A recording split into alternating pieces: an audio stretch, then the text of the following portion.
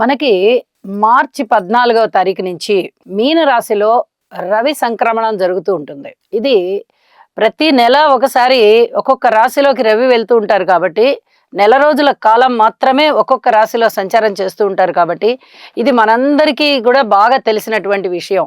మకర సంక్రాంతి రోజున, అంటే ఇంచుమించుగా జనవరి 14వ తేదీ రోజున మకర రాశిలో రవి సంక్రమణం జరుగుతుంది.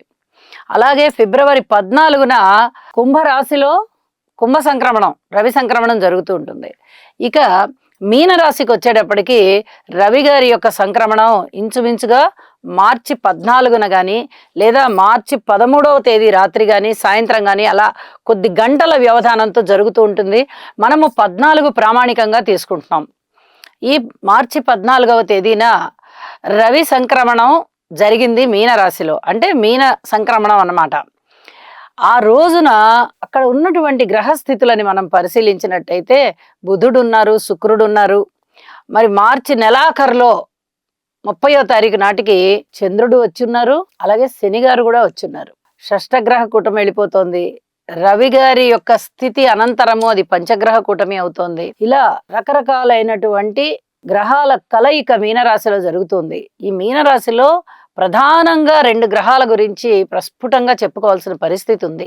అవి ఏమిటి అంటే రవి గారు, అలాగే రాహు. ఈ రవి రాహుల యొక్క కలయికకి ఒక విశిష్టత ఉంది. అది ఏమిటి అంటే అతి మంచి విశిష్టత అయితే కాదండి, కొంచెం ఇబ్బందికరమైనటువంటి ఫలితాలే.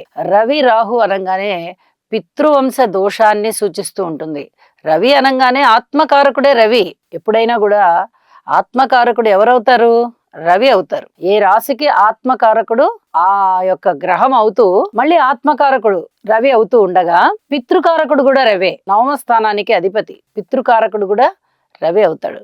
ఇటువంటి రవి రాహుతో కలిసి ఉన్నప్పుడు ఎటువంటి ఫలితాలు ఉంటాయి అంటే పితృవంశ దోషాన్ని సూచిస్తూ ఉంటుంది.